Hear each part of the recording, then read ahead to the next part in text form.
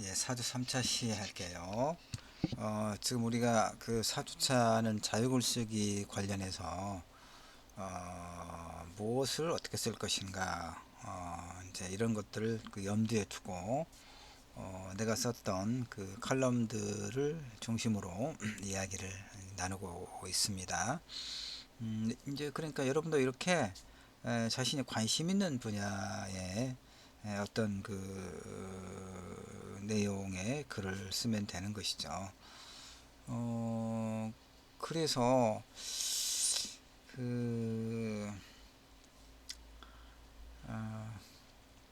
봅시다. 3차 시. 예. 이거 이제 그 말 하려고 했었는데, 글은 결국에 이제 그 사람의 어떤 관심, 어떤 뭐 분야에 관심이 있는가 하는 것이 이제 당연히 잘 드러나는 것이죠. 그래서 나도 이제 여러분에게 자유글쓰기, 이 자유글쓰기는 점수는 부여하지 않는다고 그랬죠. 여러분이 어떤 분야에 관심을 갖고 있는가, 그 다음에 글쓰기에 대한 어떤 그 훈련 정도가 어느 정도 되는가를 그냥 판단해 보기 위한 거라고 그랬습니다. 그래서 이제 글을 쓸 때, 그 이 지금 칼럼 한 편, 그 짧은 칼럼 한 편이 200정고지의 9장, 그 분량이라고 그랬잖아요. 여러분 이 글을 한 편 쓰기, 이거 한 꼭지라고 보통 이야기하는데, 이 한 꼭지 쓰기 위해서 내가 얼마나 많은 자료를 찾을까요? 일단 그 지금 각각의 그 해당되는 그 논의를 이어가고자 하는 어떤 문제와 밀접한 관련이 있는 어떤 문학 작품을 일단 그 찾아서 그 내용과 주제를 간략하게 보여주고 있잖아요. 글의 앞부분에. 그러니까 늘 어떤 문제에 관해서, 그러니까 어떤 문제에 관해서 글을 써야겠다라고 이렇게 일단 생각이 들 거 아니에요. 그러면 이제 그 다음으로 이제 뭘 합니까? 그 문제와 관련된 좀 문학 작품이 뭐가 있을까를 이렇게 궁리를 하고, 얼른 떠오르지 않으면 또 이제 검색하고 찾아보고 뭐 이런 시간을 갖는 거죠. 예. 그래서 이제 이 글은, 그러니까 글은 내가 누누이 이야기해요. 글은 머릿속에서 나오는 것이 아니다. 좋은 글은 물론 머릿속에서 궁리를 하긴 하죠. 당연히 궁리를 합니다. 그러나 이제 그 궁리를 이렇게 활자화, 그 문장으로 옮기는 그 과정에서는 당연하게도 많은 자료가 필요해요. 그러니까 많은 자료를 보고 읽어보고 어떤 방향으로 글을 전개해야 되겠구나라고 머릿속에 어림을 하죠. 일단 그런 다음에 이제 글을 이렇게 써 나가는 거죠. 제목 썼죠? 제목 쓰고 이름 쓰고, 그 다음에 이제 들여쓰기 시작해서 합니다.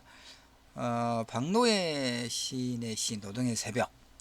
이 시는, 그러니까 1984년을 왜 엄혹한 시절이라고 내가 이야기합니까? 84년이면 전두환 그 신군부가 이제 5.18 광주 학살을 딛고 정권을, 그러니까 잡았던 그런 시기죠. 그러니까 이제 그때, 그러니까 어떤 그 체제 비판, 다시 말해서 이제 이 박노해 시 노동의 새벽은 당시에 상당한 반향을 불러일으킨 그런 시입니다. 왜냐하면 그 내용을 좀 볼까요? 전쟁 같은 밤일에서 야간 근무죠. 탈출할 수만 있다면 진이 빠져 헛개비 같은 29배 내 운명을 날아 빠질 수만 있다면, 이제 그런 그 삶에서 벗어날 수만 있다면 그런 얘기죠. 그러니까 그걸 이제 염원하는 거죠. 그러나 어쩔 수 없지. 죽음이 아니라면 어쩔 수 없지. 이 질긴 목숨을, 가난의 멍해를 어쩔 수 없지라고 비극적인 노동 현실에 절망해요. 그러면서도 어쩔 수 없는 이 절망의 벽을 기어코 깨트려서 솟구칠 우리들의 희망과 단결을 다짐하는 것으로 끝나죠. 그러니까 이제 이 시가 당시에 그 노동자들의 그 열악한 삶을, 노동 조건과 그런 삶의 양상을 아주 적실하게 표현해 내고 있는 거죠. 그러니까 이런 이제 한국에서 이제 우리가 지금 우리가 세계적으로 경제 그 무역 교역량 이런 걸 보면 세계 12위 뭐 그 정도 할 거예요. 어, 그러니까 뭐 경제 규모 발전은 상당히 이루어졌죠. 이루어졌습니다. 그것이 이제 1960년 4.19 혁명을 5.16 쿠데타로 이제 그 무화시키고 18년 동안 그 억압적인 정권을 유지했던 이제 박정희가, 그러니까 쿠데타 이후에 자신의 어떤 그 권력에 대한 정당성을 이제 국민으로부터 인정받는 것이 정권의 안정을 위해서 굉장히 중요한 거죠. 그래서 반공, 뭐 북한의 위협, 반공 이런 것을 이제 투축이죠. 반공. 그러니까 박정희 정권은 두 가지 그 이데올로기 측면에서 이제 그 정권을 떠받치는 것이 두 개가 있는데, 하나가 이제 반공이죠. 반공. 북한의 위협으로부터 튼튼한 안보를 유지한다. 그래서 이제 미국과의 동맹을 매우 강조하고, 그리고 그래서 이제 그 전쟁을 겪은 지가 뭐 그렇게 많이 지난 게 아니기 때문에 60년이면 10년밖에 안 지났잖아요. 53년에 휴전을 했으니까. 그러니까 여전히 북한의 위협과 전쟁의 어떤 공포, 소위 레드 콤플렉스가 일반화됐던 시기예요. 그래서 전쟁의 북한의 위협을 과장해서 강조하고 안전 보장을 이렇게 늘 이야기하는 것. 다른 하나는 경제 발전이죠. 오래된 그 가난의 삶에서 벗어나야 되겠다라고 해서 경제 발전을 이제 시작을 하는데, 경제 발전이라는 게 뭡니까? 오늘은 자원이 부족하니까 이렇게 부속품 갖다가 완제품 만들어서 파는 거죠. 공장 지어야 되겠잖아요. 노동자도 필요하고.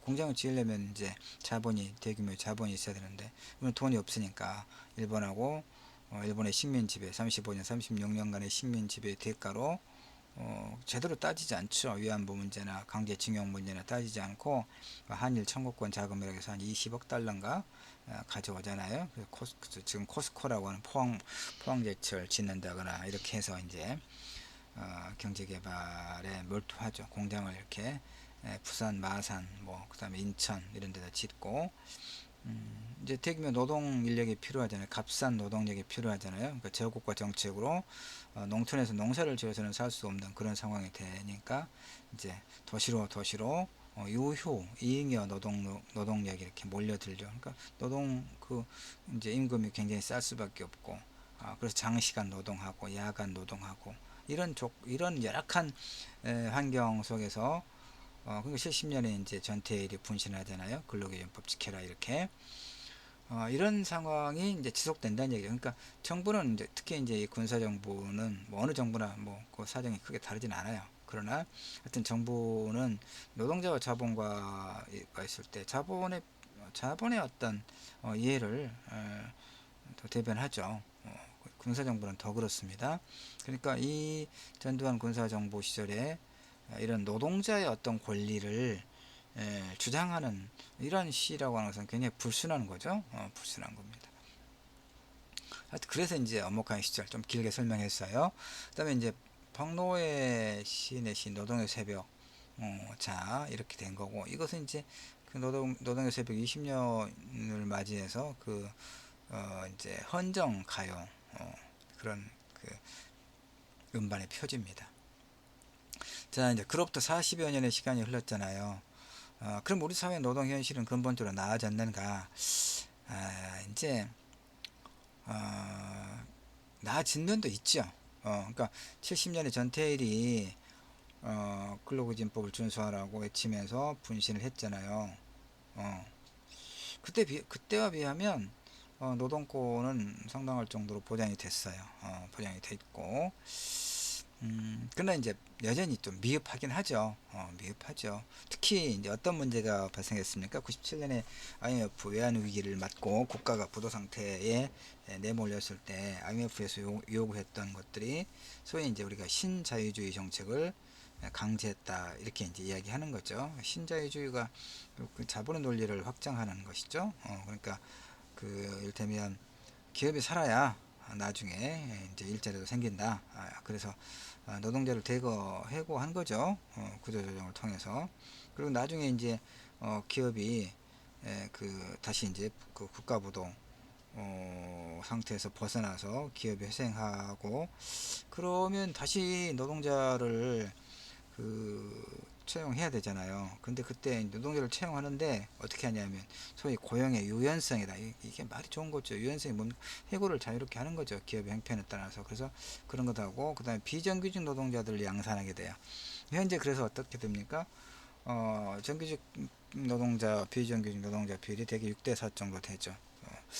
상당 비슷한 그 일을 함에도 불구하고 이제 그 임금이라든가 노동의 조건들에서 상당한 그 차별이 있죠.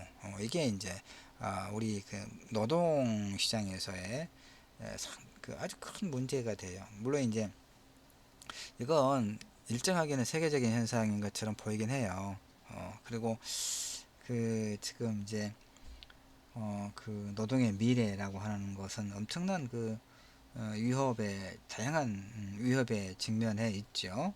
뭐 정규직 비정규직 문제뿐만 아니라 이 이제 글의 마지막 부분에 그 AI 그런 어떤 제 4차 산업의 흐름 속에서 전통적인 일자리가 이제 대거 사라지고 뭐 이런 이제 문제가 또 있고 그다음에 그러니까 결국 이거예요. 97년 외환 위기 이후에 우리 사회가 얼마나 이제 어려워졌냐면 고용 안정성이 해치게 되는 거예요. 고용 안정성. 그러니까 이제 뭐 정년까지는 어쨌든 그 일을 할 수 있다고 하는 이런 기대가 완전히 사라진 거야. 완전히 사라지고 그 다음에 비정규직이 이제 양산되면서 아주 그 나쁜 일자리가 많이 생긴 거죠. 그러니까 일상적인 경제적 불안 이것이 우리 곁에 이제 항상적으로 있는 어떤 그 불안의 근원이 되고 있는 거예요. 그런 의미에서 본다면 그 지금 그 1970년에 전태일이 분신했던 그런 상황 그리고 84년도에 박노해가 이런 시를 통해서 노동 현실을 고발했던 그런 것과 비교해서 본질적인 측면에서는 그 나아졌다고 보기가 어려운 면이 있어요. 그러나 이제 한국 문학에서 그런 어떤 노동 내지 노동의 문제를 잘 다루고 있지 않죠. 다루고 있지 않습니다.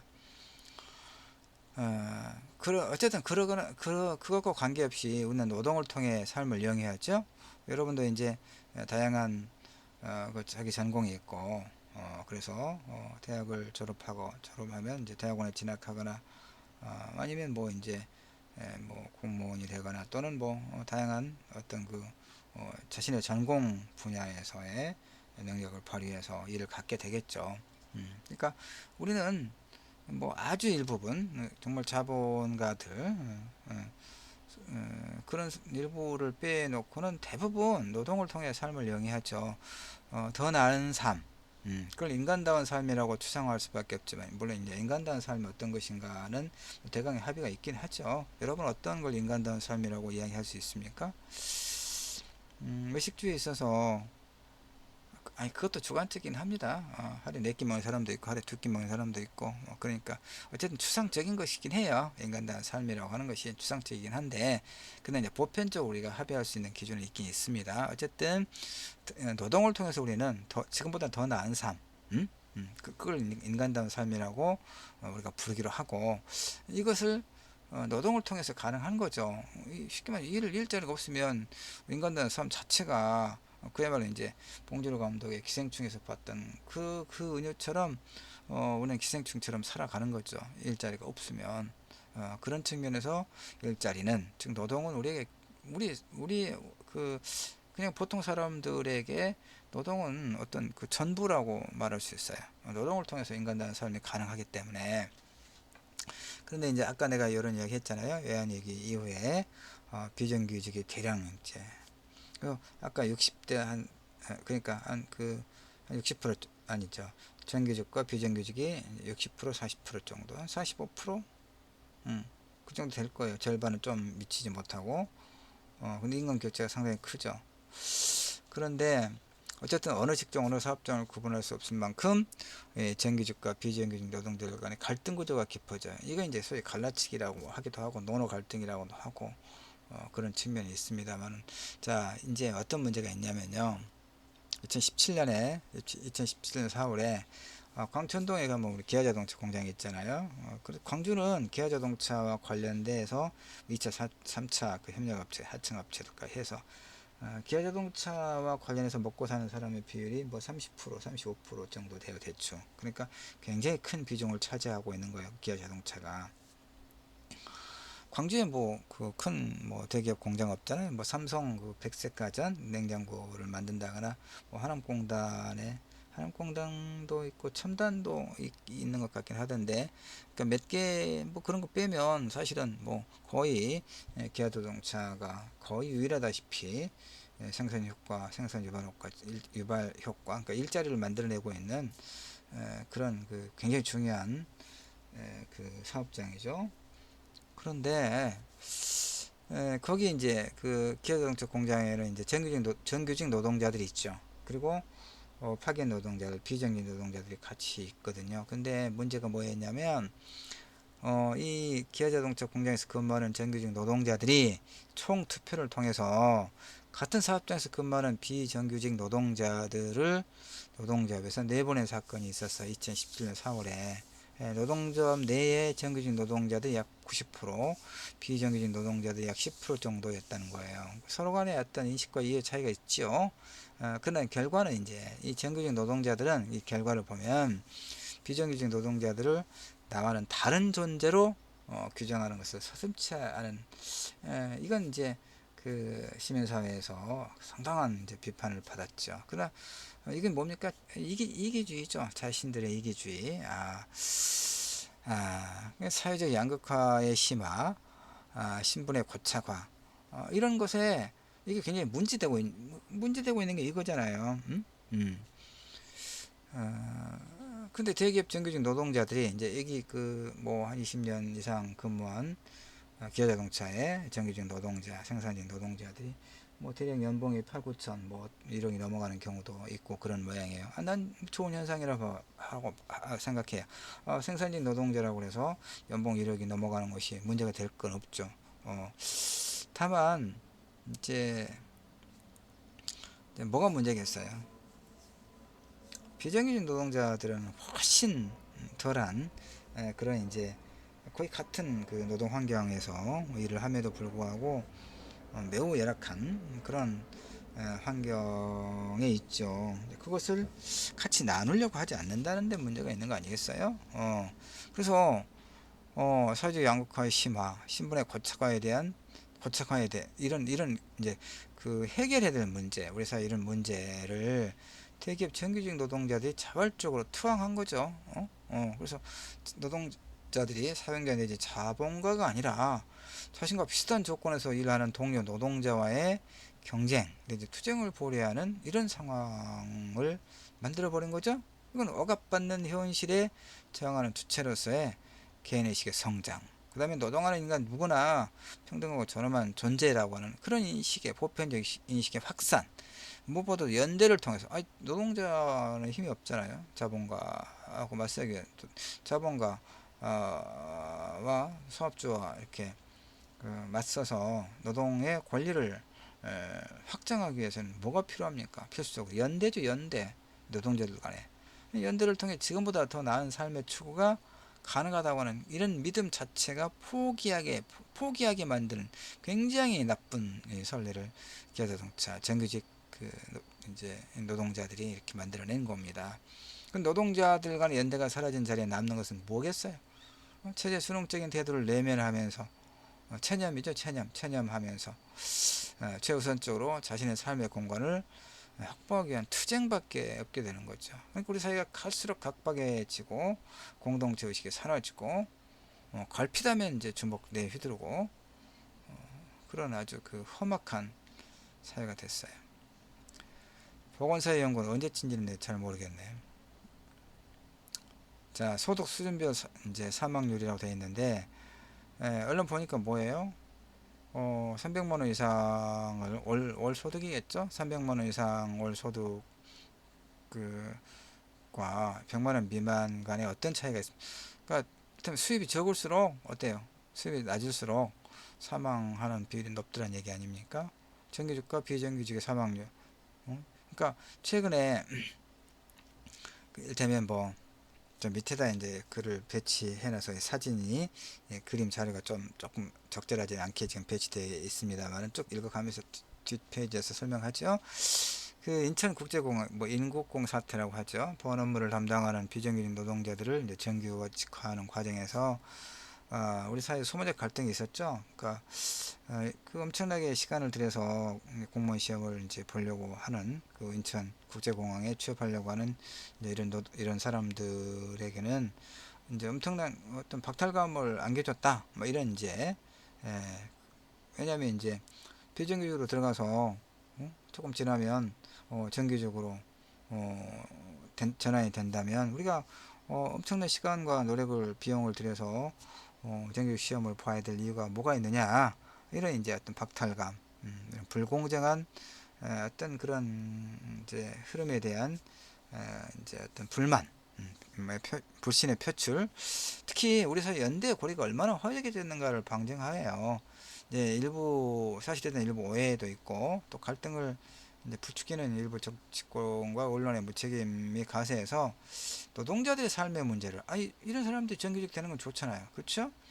그리고 이제 또 그다음에 이제 그 시험 공채를 통해서 이제 인천국제공항에 입사하는 사람들은 보안 업무를 담당하는 건 아니라고 하더라고요. 그러니까 정확한 어떤 내용을 보도하면서 그 문제가 무엇이고 어떻게 문제를 해결할 것인가와 관련해서 언론과 정치권이 그 논의를 하는 게 아니라 이제 진영 논리에 의해서 좀 마구잡이로 이제 갈등을 이제 부추기고 그런 게 소위 인국공 사태인데 하여튼 이런 이건 우리 사회의 논의 구조가 얼마나 천박하고 위태로운가 하는 것을 이제 보여줘요. 하여튼 여러 가지 어떤 사안 쟁점마다 무엇이 옳고 그른가를 엄정하게 따지는 게 아니고 그가 누구 편인가, 진영 논리를 가지고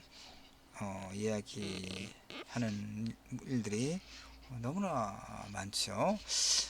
비정규직. 자, 이것도 이제 뭐 태안 화력발전소에서 컨베이어 벨트 사고로 김영균 24살의 하청 노동자였는데 며칠 이제 컨베이어 벨트 안에서 혼자 노동을 하다가 몸이 두 조각 난 그 사고를 당했죠.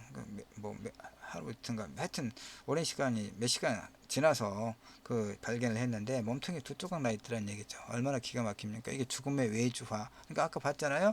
이를테면 정규직과 비정규직 사망률. 그다음에 뭐 이런 비슷한 우리가 기사 많이 봤어요. 그쵸? 그 지하철 뭐 선로에서 뭐 이런 작업하다가 미처 피하지 못하고 전동차를 피하지 못하고 죽음이 일어났다거나 뭐 문에 끼어서 죽었다가 이런 거 심심치 않게 일어나도 뭐 변화가 없죠. 뭐 변화가 없어요. 도대체 우리 사회가 성장을 통한 일자리 만들기 신화에만 매몰되어 있거든요. 성장을 통한 이게 이제 여러분 한번 생각해 봅시다. 여러분 아직 젊으니까 요즘 방송을 보면 언젠가부터 트로트 열풍이 불죠. 미스터 트롯. 나도 좀 재밌게 봤어요. 요즘에 MBN에서 보이스 트롯 하고 그래서 가끔 보는데 이런 게 있더라고요. 어떤 글을 보니까 바로 이제 이런 그 소위 오디션 경연 프로그램 굉장히 많은 사람이 보고 있고 거의 성공한 프로그램으로 되어 있잖아요.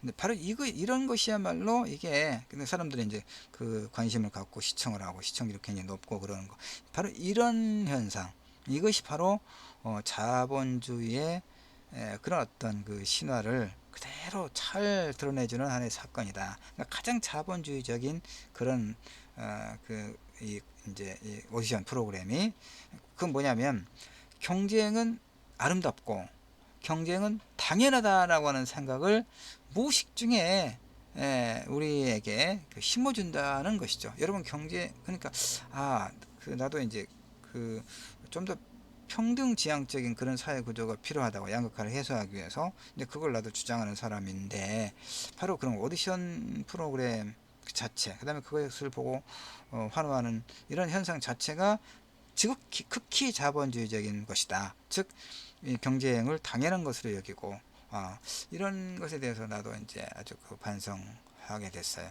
그러니까 이 성장 신화, 그다음 그 성장을 통한 일자리 만들기 신화에만 매몰되어 있는 한 인간다운 삶이라고 하는 미래는 오지 않을 것 같다는 생각을 들어요. 공존을 포기하고 자신의 이해만 우선시하는 그렇게 부추기는 교육과 사회 체제에 대한 어떤 과감한 변화가 모색되지 않는다면 40여 년 전에 시인이 비장한 결의와 다짐으로 바라던 더 나은 인간된 노동자의 삶은 가능하지 않겠다 이런 생각이 드는 거예요. 마지막 봅시다.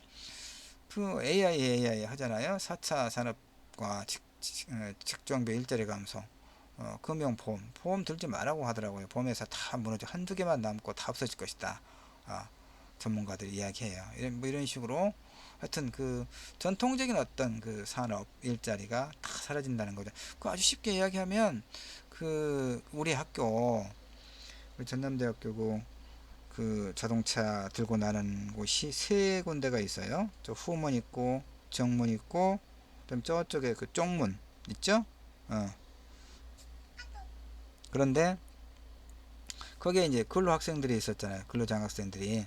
지금은 다 그 전자동 시스템으로 바꿔졌죠. 그 일자리 사라진 거죠. 이렇게. 그래서 인간의 노동을 급속하게 대체하고 있는 이런 인공지능 기술과 코로나 바이러스 확산으로 비대면 일자리가 늘어가고 있는 이런 추세에서 노동의 위기를 극복해 나갈 지혜, 지혜, 그 다음에 이제 함께 살아가는 연대 정신의 회복 이런 것들이 우리에게 너무나 부족하다 하는 이런 이제 안타까움을 내가 갖게 됐다 이런 얘기입니다. 자 여기까지 해서 자유글쓰기와 관련돼서 내가 이제 그 썼던 칼럼들 각각 한 편씩을 가지고 두루 이야기를 했습니다. 이게 내 관심사는 다양해요. 다양한데 관심 있는 친구들은 이제 그 교수신문을 네이버에서 들어가거나 아니면 네이버에서 내 이름 이렇게 입력하고 이제 그 신문 기사인가 뉴스를 클릭하면 이렇게 쭉 나오고 그렇더라고요. 어쨌든 여기까지 해서 4주차 모두 마치도록 할게요. 수고하셨습니다.